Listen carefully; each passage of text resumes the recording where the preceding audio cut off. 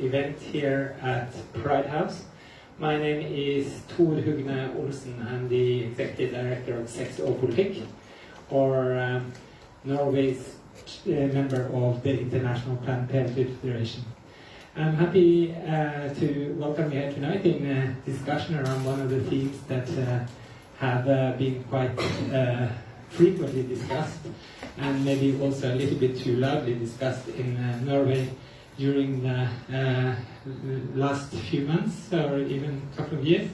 And we're hoping that this debate today can be quiet and nice, and we've invited a group of people for our panel that we think will fulfill that very much, I hope.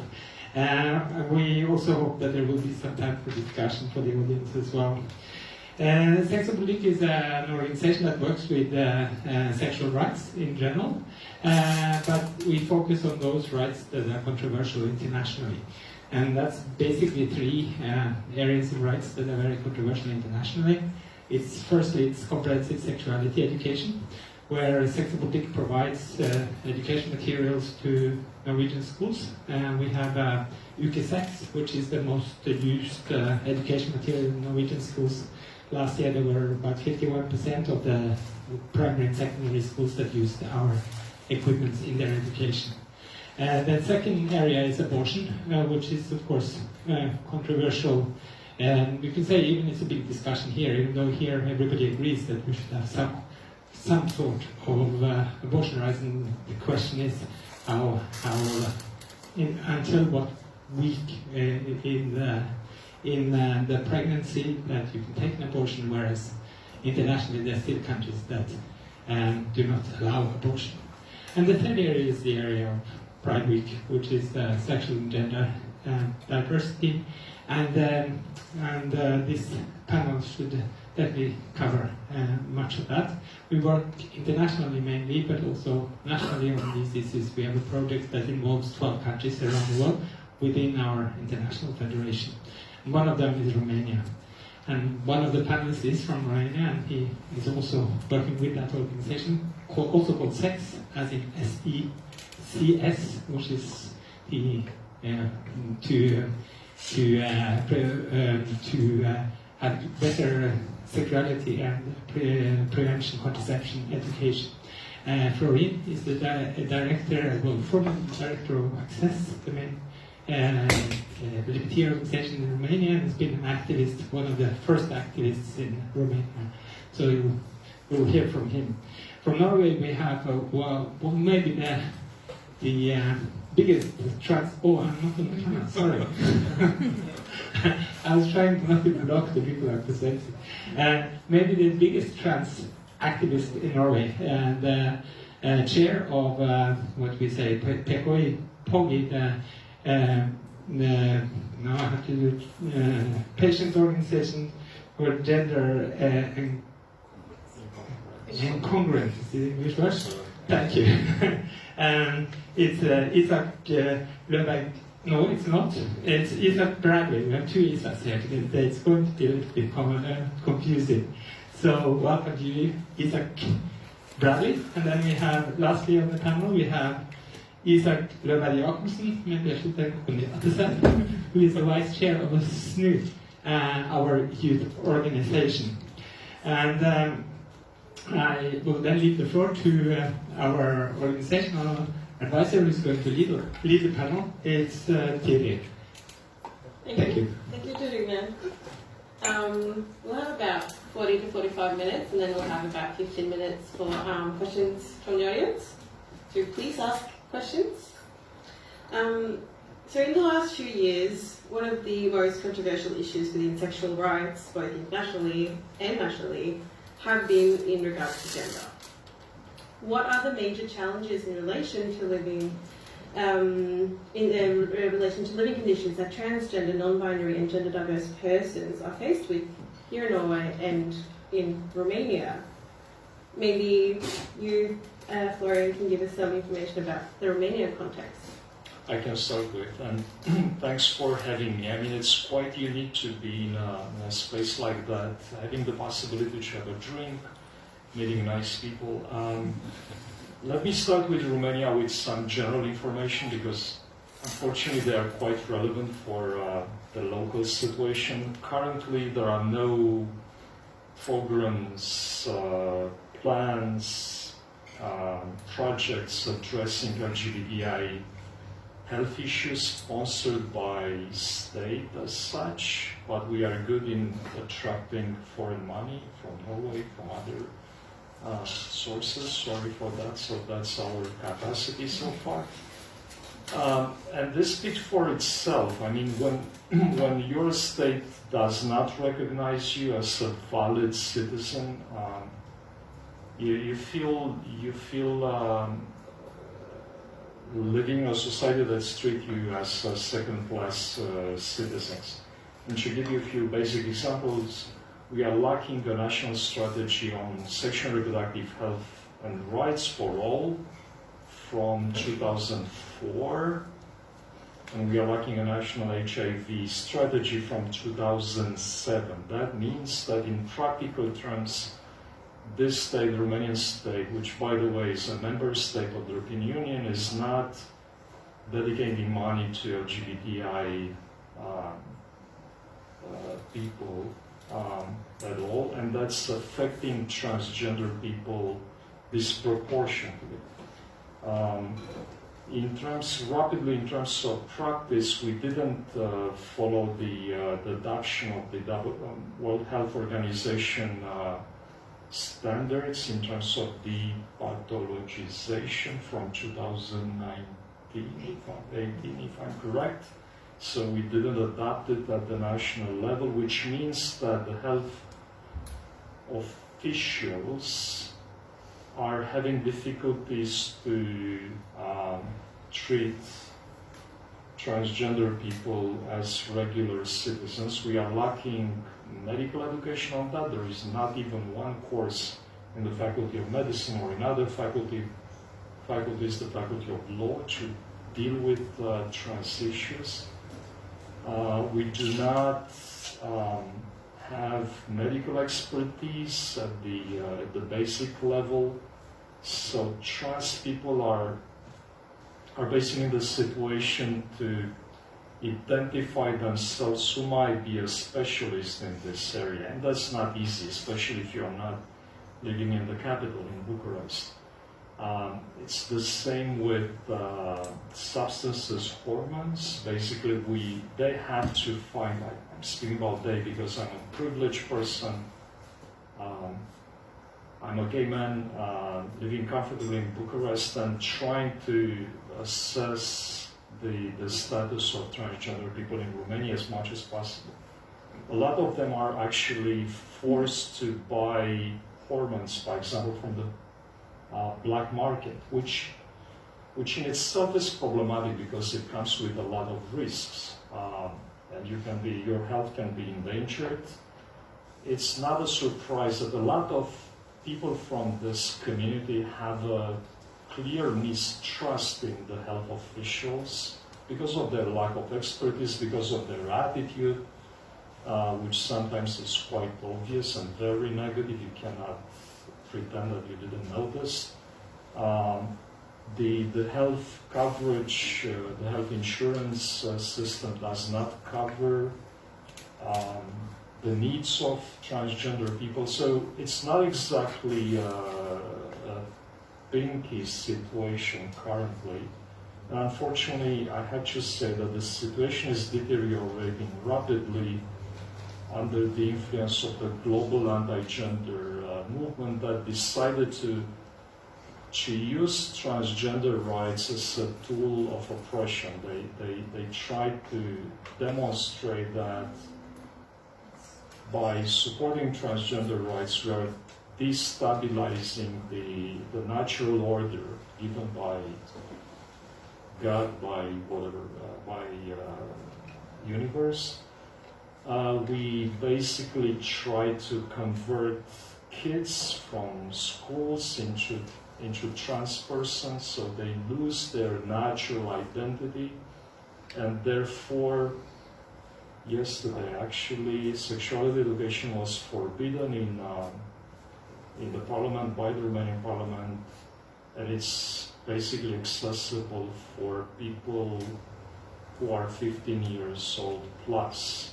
Because of transgender rights, so the whole hysteria around gender ideology is now, I would say, becoming problematic, politically speaking, and we see already the effects and the backlash. And again, the most affected people from our community, LGBTI plus community, is represented by transgender people. I think that's enough for a basic introduction. What about the Norwegian context, Isak? Which one was?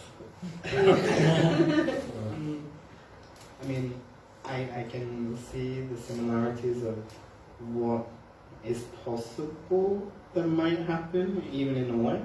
But the main challenges that we face is that non-binary people do not have access to healthcare in Norway. We don't have reproductive autonomy over our bodies when it comes to if I want to choose to have a family.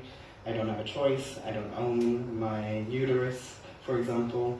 But also, if you have any other diagnosis when it comes to mental health, ADHD, autism, if you are disabled, it will take a very, very long time for you to even get to the point of getting gender-affirming care.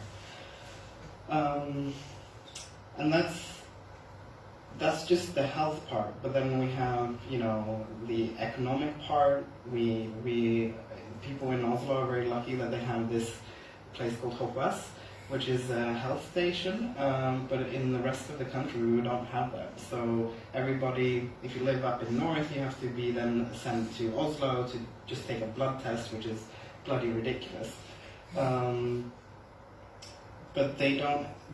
Also, one of the problems is that they don't have the capacity to take in everyone. There is no other patient group in Norway that is misgendered in the media, for example, that focuses on the regret percent, which is kind of silly because they include non-binary people in that percentage, which is 2%.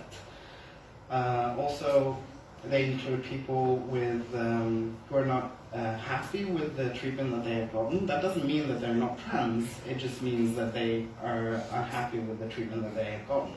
And 3, there might be some people that figure out that they're not trans as well. So the percentage of people who regret the services that they get is way lower than what they present in the media. And they also focus on that there is no research. There is no research on non-binary people. There is research, they just don't like it. And also, when I've explicitly asked them, are you going to do the research on non-binary people? No, we don't have the capacity. Okay, so what then?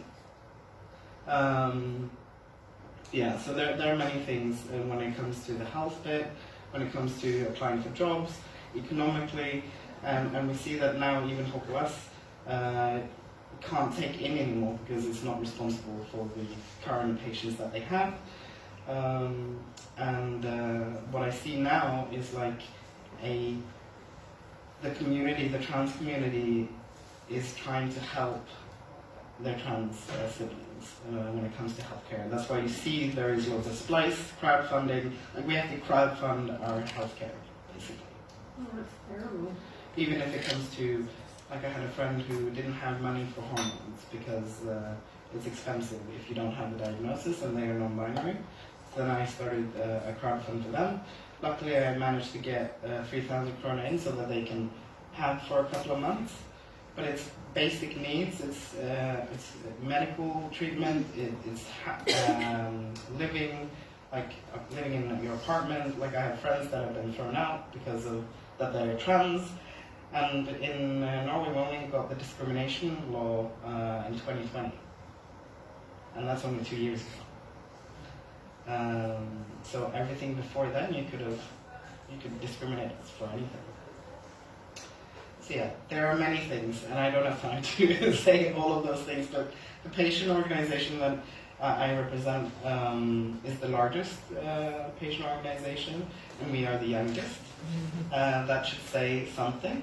There is a irony for us, because we include non-binary people and any person that identifies as gender fluid or whatever.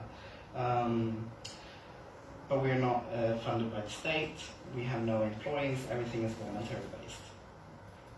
But yeah, I think I've said enough now. Do you have anything you wanted to add to that? Actually, yeah, I think it's kind of interesting to jump in after hearing so many interesting things. But I actually want to comment on what you were saying about non-binary people. And it's really great that we've got this patient organization such as PICOE right now, which is actually trying to, as far as I understand, you'll have to correct me if I'm wrong, expand sort of who gets to say anything about who gets care in Norway. And when you were talking about research, which is really interesting because I've done some trying to do some of this research, and you don't have to look further than Denmark actually to find some really good articles. And I think I'm not going to go too into detail about it because that might be a little bit too long. But what they've actually found based on the case studies, as they call it, people who are maybe presenting binary, either man or woman, often have to sort of, and you sort of get anecdotal evidence of this as well. People have to conceal their non-binary or gender diverse identity to sort of like fit into the very binary understanding of gender, binary being man, woman, and that's all you have, sort of. And I sort of, I also hear trans people, other trans people talking about how a lot of people have to do this, sort of have to, if you're a trans woman, have to really dress up, look as feminine as possible to get care, which is, it says something about how we talk about transgender people in Norway today as well. And it says something about how we're largely still today facing the challenge of being based in a very dominant gender frame that sort of says you have this and this, and either you go from that or you go from that. There's nothing. There's not a lot of space for expressing yourself differently, because then you might not even get the care that you want, desire, and actually need, which is life-saving. No, I have non-binary friends that have, like, the people that are supposed to treat them, they've literally said, usually non-binary people, they'll go back to their biological gender. And that's ridiculous. What do you guys think is the reason for these challenges? Like, what's behind it? I believe that these people, like, they say that they are the experts, but they're not experts. They don't have, they only have background when it comes to psychiatrical disorders or challenges. They do not have experience, they're not certified by WPATP, World Patient Trans something. Yeah, no, they're the ones that have the World Health Organization make the standards of care, ICD-11, which might sound very complicated for you, but it basically means that no, transsexualism doesn't exist anymore. You have the diagnosis F640, now it's gender incongruence, so it's under sexual health, meaning trans people are not mentally ill anymore. But they don't follow those international guidelines. Hope West does. And they're certified. But yeah. So which number is this with? The number now, it's just complicated, I think it's ZA60 or something. Yeah. So that's not one that Norway's following at the moment? No, yeah, they use it now when it gains that. But they're like, I call them ambitest because that stands for National Treatment Service for Transsexualism. They're not actually allowed to be called ambitical, which the K stands for gender incongruence, because they should be treating everybody with gender incongruence, but they don't. So the health directorate said, no, you're not allowed to be called that, but they send out papers with ambitical on. What about in Romania? I think there is a whole hysteria about, it's a fear-based hysteria related to the need of putting people into boxes. So in the minds of many Romanians, in our case, there are just two genders, man, female, whatever.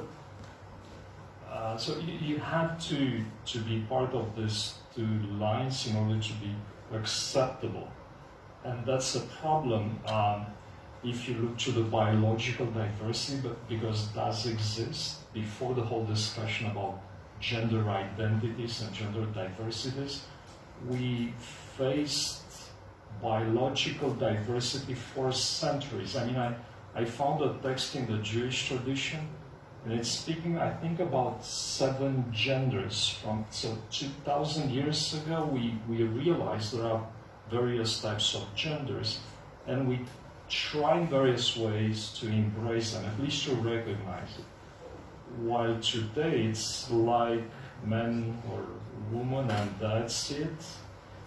And I would say it's a political, it's a political way of using this unclarity, fluidity, which is based on fear. And more politicians are embracing, in my region, in Eastern Europe, Romania, Hungary, Poland, Bulgaria, Lithuania, these countries that were part of the former Soviet Union. More politicians are trying to come up with legislation that's basically trying to restrict access to rights for non-conforming people. And the list is quite long, and it's really worrying. I spoke about today's decision of the Romanian Parliament, which is basically blocking access to kids and teenagers to information and education. That's the case to my mind. But there is another piece of legislation that was tabled in December 2021, and it's interesting that the initiators try to somehow freeze the identity of children by saying that we had to keep this identity of these children from the birth to 18 years old, and that's it. It should be by law protected. So that's called the right of the children, and actually it's the right of the parents, bigoted parents, who might not understand what the hell is going on with these kids, their own kids. And the second, the second line in that proposal, in that bill, is about taking away from children any kind of information related to sexual orientation, gender identity, gender diversity, till the age of 18 years old. That's horrible, because it's about basically establishing a law on censorship. Because kids today can see flags, can be part of debates, can look on the street and see various type of, signs that speak about sexuality and gender diversity. You cannot block the access of kids to information in the 21st century. And how can be enforceable such a piece of legislation? Probably will come up with the Ministry of Truth and Censorship, which in practical terms means that media will be censored. And anything connected with public debates will be censored. In such a logic, pride marches will be censored, will be blocked, because kids can be disturbed. Kids can see it and can be damaged. So it's really horrible, and I think we should really pay attention to the development of this gender ideology trends, because they have this anti-equality opposition have the capacity to rewrite the whole human rights architecture. What we consider to be children's rights are actually about parents' rights to decide for their children. What we consider to be LGBT rights, it's actually about giving space to homophobes and transphobes that can decide about our lives. And in practical terms right now, it means that because of this gender-based hysteria, it means that the judge can decide for a legal gender recognition only if that person in front of him or her will perform surgery on genitals. And that's, I'm sorry, but that's unacceptable to decide about the identity of someone in front of you based on surgery.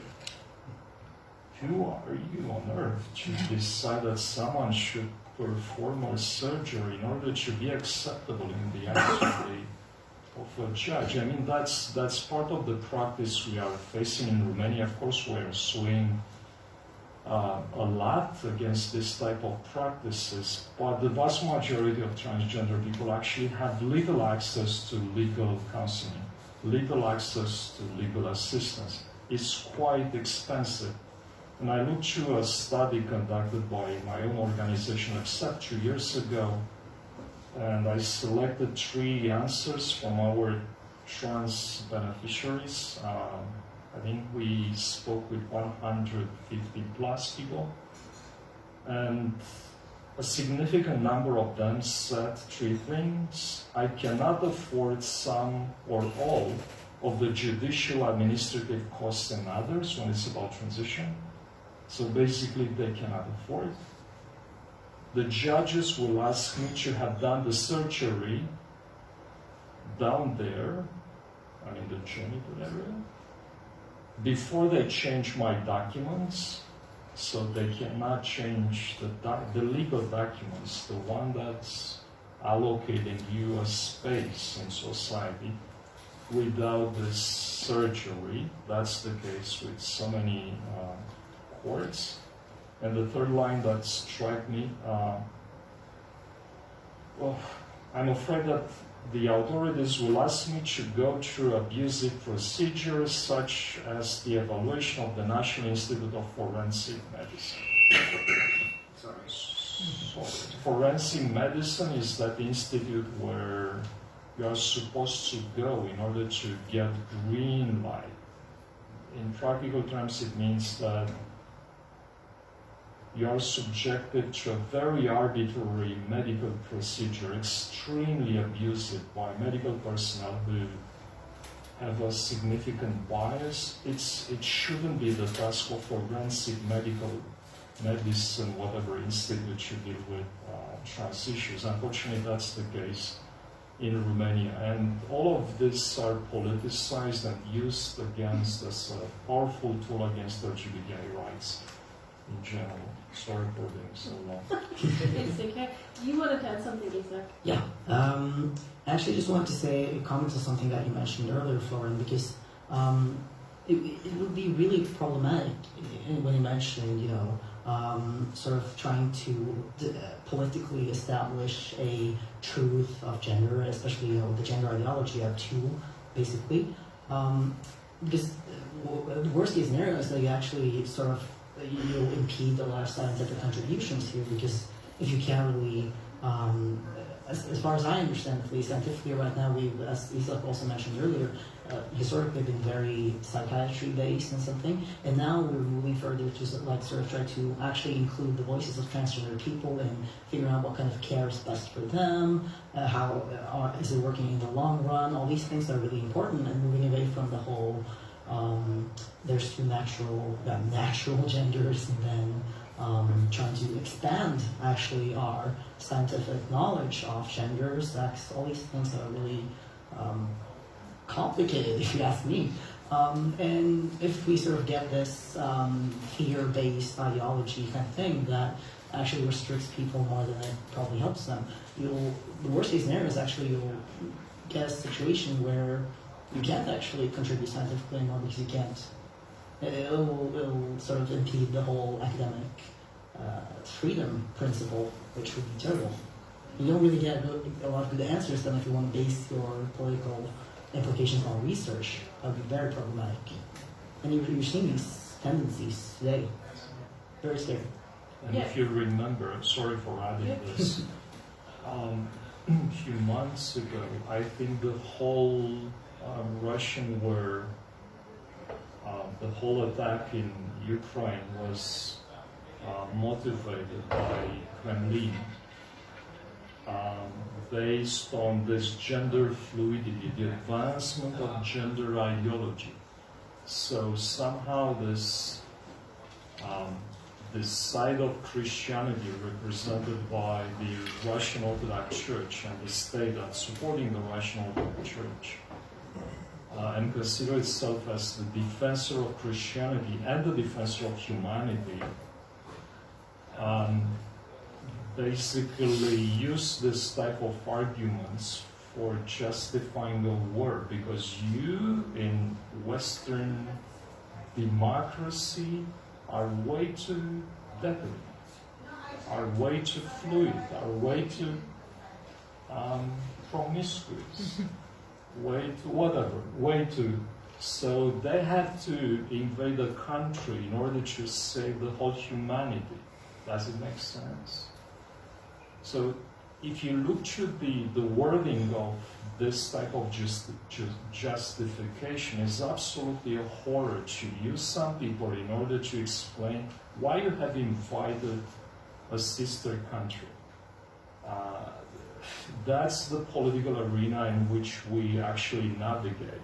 It's not just about LGBTI rights, it's not just about, I would say, transgender rights, it's about saving democracy. If we will allow these people to decide upon our lives, our basis of democracies will collapse. And I think we should take seriously this existential threat to the European democracy. Yeah, I was actually going to ask about the positive of the progress as well. Like, what are the sort of The progress. the things that we can actually look at as positives in this? Where are we actually progressing?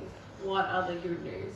They are the progress, actually. The fact that they are speaking out today in front of you is a huge progress. You could not see this 20, 30 years ago. No. That's my perception. Even 10 years ago, I mean, if you just realize, if you've seen the news or seen any visible trans people, there's not that many. And that should say something, because it's terrifying to put yourself forward and then get all the hate continuously. And we've all seen it now when Pride is happening. And we're trying to, I mean, trans people are the ones that are compared to pedophilia, necrophilia, and they use these arguments to not acknowledge that we exist. Yeah. But the progress is that now we have been more visible. We are more visible as an organization, and I think that is helping because we're coming together as a community. When I first came out as trans, because I live in Bergen, I didn't know anybody. So I've been actively, and I still do, I actively search for my community and representation and visibility. And now finally we have a community in Bergen.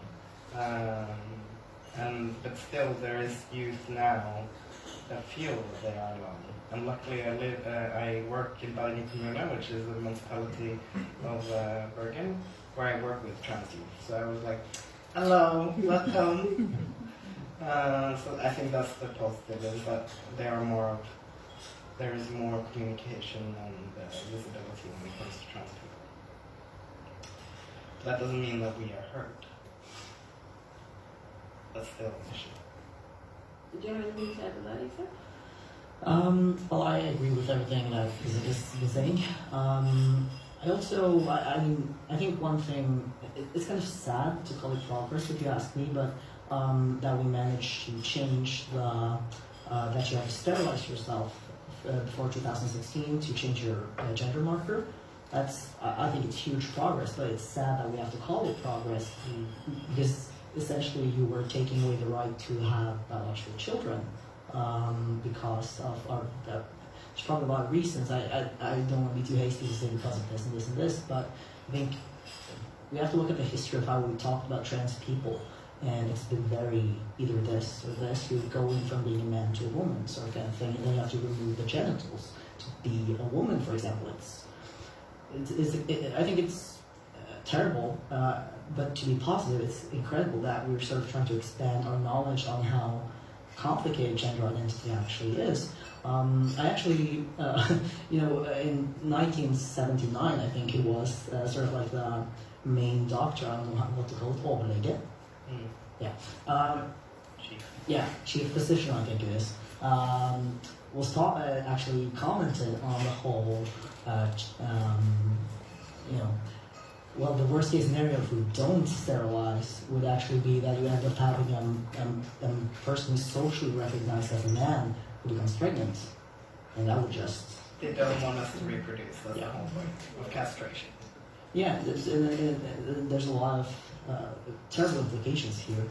And it's just very interesting that using these kinds of words to talk about trans people that...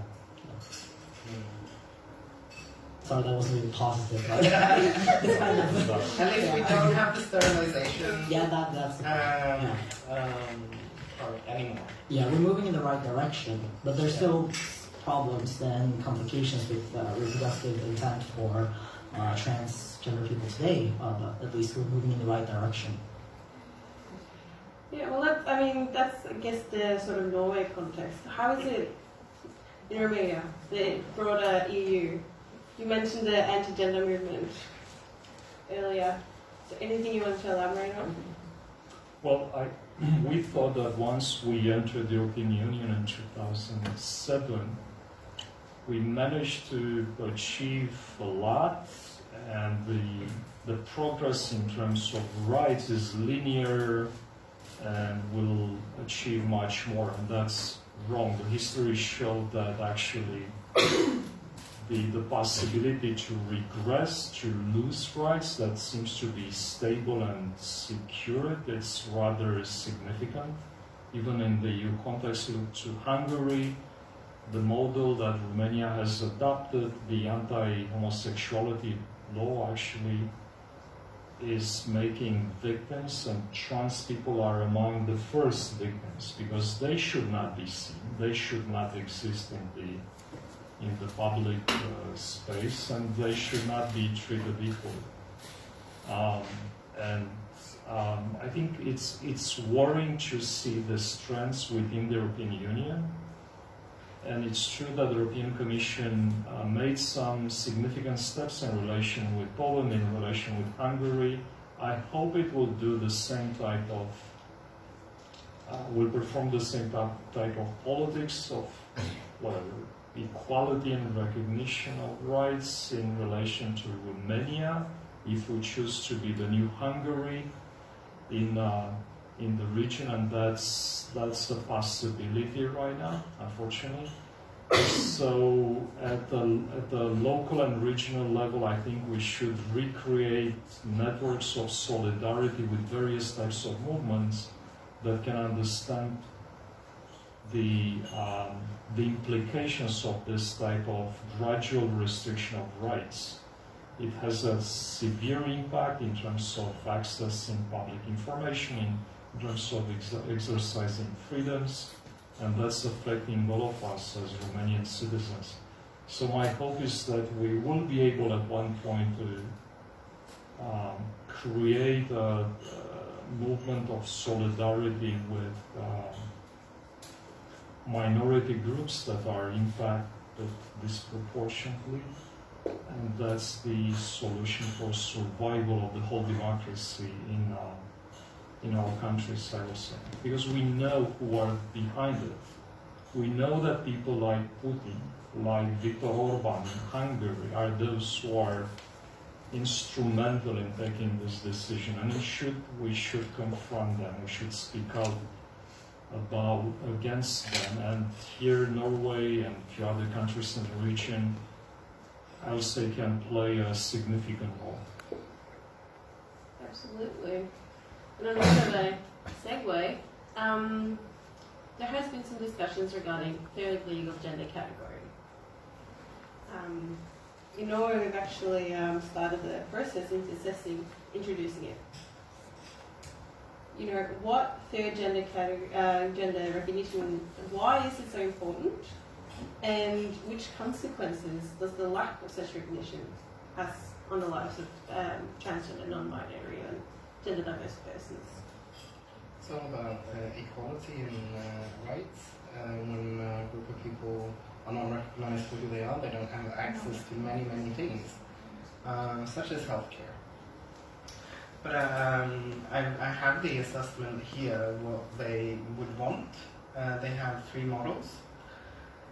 I don't necessarily like, I think some of them are a bit like too thin when it comes to this process, but it says X in the passport, these are the 3 models. Everybody registered as man or woman can reserve themselves against marking them as man or women in the passport.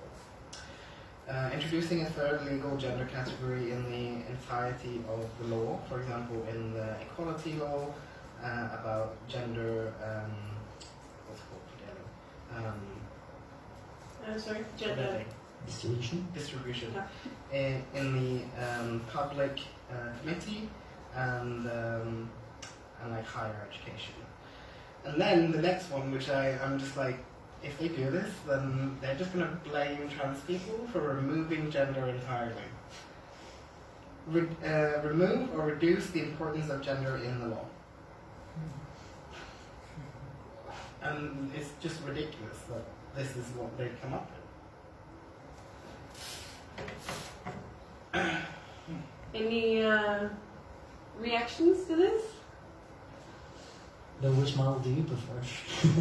I mean, I would want the first 2 put in one, but it needs to be worked on much more than just those 2. Yeah. Take it a step further. Yeah. What would you see? I want non-binary people to be recognized for who they are. I don't want them to be, I want them to also speak on what they would like to have in the passport. And I can see there are some challenges, even if you have a third legal gender in your passport and you want to travel to a different country that doesn't recognize third legal gender. How would you then travel to that country? Well, you will not enter into Romania, I'm sorry, you will get blocked at the border because you don't exist in the absence of the gender right. And I don't think it's very thought out, what they have presented in this assessment. Could it be because quite a lot of other countries have used this model of the X in the passport? Yeah, they have. There is a few. I think there are about 13 countries that have this X. Yeah. Even some states in the US, I think.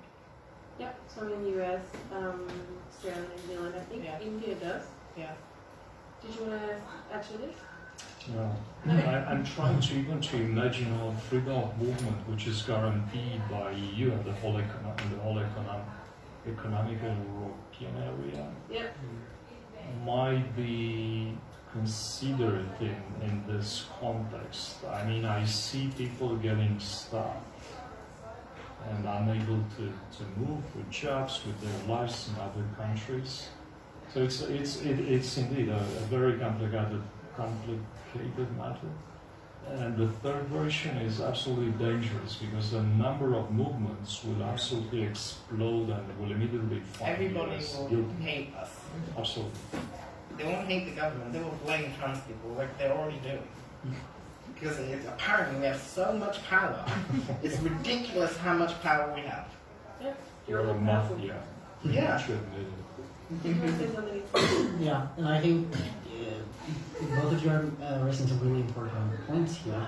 I still think it's a topic we need to discuss because even if eventually trans people will probably get blamed if we sort of remove the gender marker, but I think it's still very important to question when is it necessary and why is it always necessary. When I book an airport ticket, why do I have to tell them that I'm a man? There's a lot of technology involved in it, I know that, but it also at some point just seems like something we're so used to doing we sort of gender everything ourselves all the time, very publicly as well. And that makes sense. It's a visual identity for a lot of people, even if that's not representational at all. But I think sort of these kinds of contributions where we talk about the barriers, if you will, to this, but I think we need to have a genuine conversation about this. And I think, it's terrible to talk about how, oh, well, we can't do this thing that recognizes the real identity of real people just because, you might get blocked from traveling. There's a really horrifying aspect of this as well. But we need to move on in this conversation. I just want to say we have about 15 minutes left. Yeah. Are there any questions from the audience? See? Yeah. Great. Amazing. Shoot. Me? Yeah. So I'm really curious about data collection. Do we have a microphone?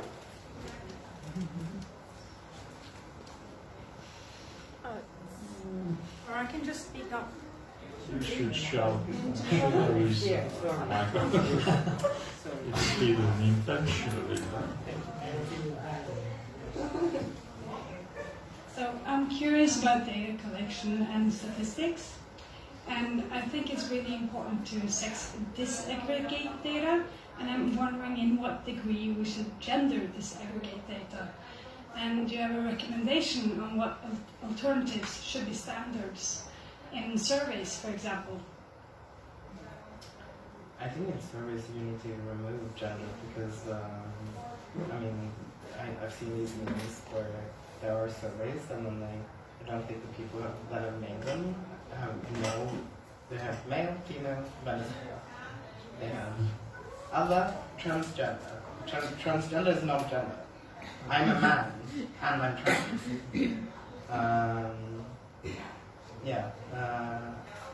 Maybe they also have.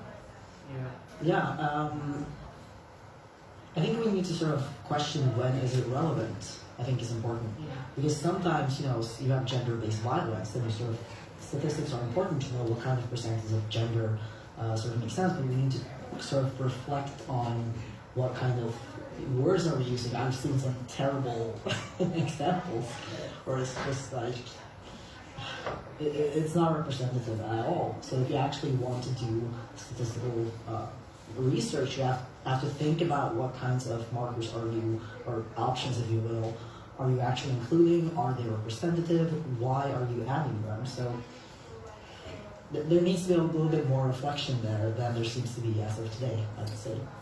But it's like when it comes to medical research, for example, women are not included in tests, and we don't know that because they're just talking about people and they don't have sex disaggregated data, so we don't know who they've tested this medicine on. So, and I agree on some points that like buying an airplane ticket, I shouldn't have to gender myself. But when it comes to research, when it comes to design, when it comes to designing cars or making medicine or all those things, those are relevant. I think it is relevant to a certain degree, but a lot of it is irrelevant. When it comes to health and research in the field, the research that they conduct is unethical on trans people especially. And I know in different fields, like when it comes to ADHD and autism, they don't do research on women. It's based on men, which makes it harder for them to diagnose women with ADHD or autism. So there, I think, of course, we need more research. And when it comes to trans people and statistics, we are very rarely included. Before 2020, even if we had a hate crime that was towards us, we were not registered as a trans hate crime. It was gay hate crime. So the statistics that we had is wrong, and also the research that they have conducted at the Rikshospitalet is also wrong because people lie to get treatment, and then now they're conducting a new research till 2029, which they're gonna gather information about 2.5 million people because they're gonna ask my parents, my siblings, if I have siblings, they're going to find out why trans people are trans. They're also going to look at how the circumference of your head. Wow. Yeah. And this is the People Health Institute and Rikshospitalet that are doing this. I'm glad that we do not have this question at all. I mean, I'm struggling with being identified by the health authorities as gay man. So, I think there was a question before you. Okay. So, here's my question. The anti-gender movement have kind of got some traction by honestly spouting a lot of, well, bullshit. And my question to you on the panel is, how do we turn the tables against a force like that? What's our plan, gang? First of all, I was just at a conference recently where I met all of the Nordic queer organizations, and we had to talk about anti-gender. Firstly, we have to map the anti-gender movement. They have more resources than we possibly can think of. So that's a start. And then we just have to come together, and not just the queer community, but the allies as well. If you are in research and want to do this, this is a start, because it's a long process, and it's going to take many, many years. No, I agree. I actually don't really have anything to add. I think. well, I started to drink because of that. But seriously, I think the first step is to take them seriously and understand the damage they can cause. And the second thing that might be done is to multiply the number of allies we have. That's not coming naturally. We have to expand our base of solidarity and bring new people into the same battle, because it's a human rights battle at the end. And we have to win, because otherwise our societies will get more and more suffocated by these visions that are based on usually biblical illiberalism, if I can say so. Visions that are not based on reality, at least on our reality. So it's a battle of survival. And if they treat the subject as a battle of survival, we should do it in the same degree. It should be taken seriously. And I'm not sure we are doing it. Looking at the international scale with the way we treat countries like Hungary and Poland, we might easily forget about the battle in terms of abortion in Poland, because they were the good guys in relation with Ukraine. We might easily forget about censorship in Hungary or Romania, because we are nice guys and we invest money in supporting Ukraine. I mean, yes, it's essential to invest into Ukraine, but at the same time, we have to have a look on the ethos of our European values and don't make steps backwards, because otherwise our entire construction might get lost. So it's a matter of preparation, it's a matter of strategic connections, and it's also a matter of getting involved into politics and identify those allies that can support our views on a number of issues. It's the battle of our lives in many ways, I will say. Yeah, and I have seen this video, which I thought was hilarious because it's true. I mean, we're humans, we live on this earth, and we're fighting for human rights. Make that make sense? Yeah. Well, they will consider you an ideology. That's at least the Romanian interpretation. We are not exactly human beings. No. We are connected with sexual Marxism, which is sexual Marxism, so an ideology which is imposed upon majority of people by mafia, by whatever, EU, by Norway, by other difficult countries like your countries. I'm just gonna put any kind of word in front of Marxism and then it's damn scary. I'm not a Marxist, I'm a liberal. I mean, I'm really not a Marxist, and that makes me crazy. I'm not. Yeah, well, that's. It's not important. By the way they take property upon words is absolutely interesting. I mean, they own God. They own identity, they own sexuality, they own whatever. So we should take back those concepts, otherwise we are lost. Well, we apparently own the rainbow now. At least That's that. the win. And black beer, Yes. please, you should have it. Did you want to ask your question as well? Yes, I just wanted to talk or to hear more about the suggestions for the gender markers because, like you said, the removal of the markers, I think that's often a response to the fact that it could be dangerous to have the X. And I just wanted to talk about that, like, struggle of between safety and actually getting recognition, I guess. Yeah, and that's what I mentioned earlier, that if you want to travel, you possibly can't travel wherever you want. But then there are countries that have used the X and the marker in the past. But I think we need a... Like, I'm not non-binary myself, but like, how would a non-binary person then want to identify in their documents? But and in Norway we have social security numbers that are gendered. But I know in 2032, because they won't have any more gendered numbers left, that it will be removed in ID papers or identification cards. So yeah. Everyone will be non-binary. Yeah. Yeah, everyone. Gender neutral. The anti-gender movement was right. It's the end of the world. These Yeah. guys are right. It's the end of the world. Yeah. Is there any other questions?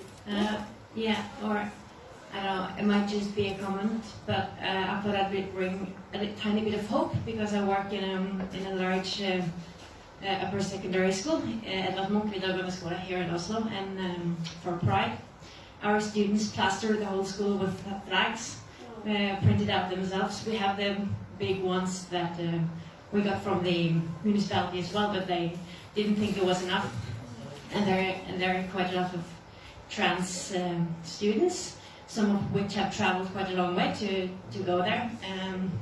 And I mean, the teachers are sometimes a little bit helpless, but the students are absolutely wonderful, and they are really, really, I think there is a lot of hope for this generation after us, and or maybe I'm just old, but I do think it's getting better just by getting new kids to find this absolutely natural, and everything else is they find absolutely ridiculous. Yeah. So I thought I'd No, mention it. there is like I live in Bergen, so we had Pride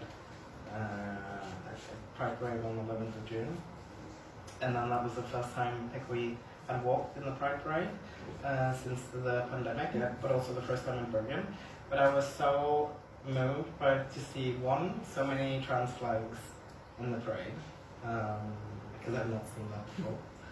And another thing is that I work at Ung Arena. I don't know if you know what that is, but it's a low threshold samtale conversation.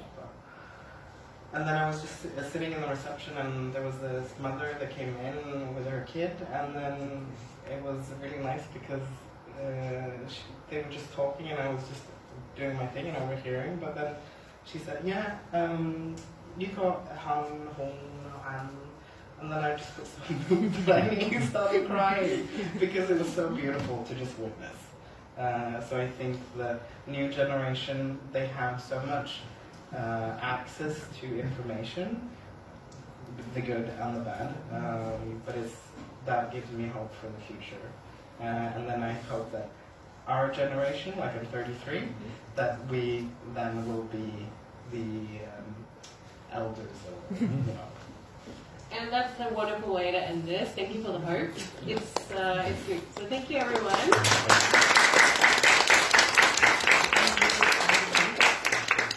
We got some news for you guys. Anything else? Like last words, last chance. I hope you have a wonderful Pride, and you can walk with us if you want in the Pride Parade. Thank you. We'll see you all then.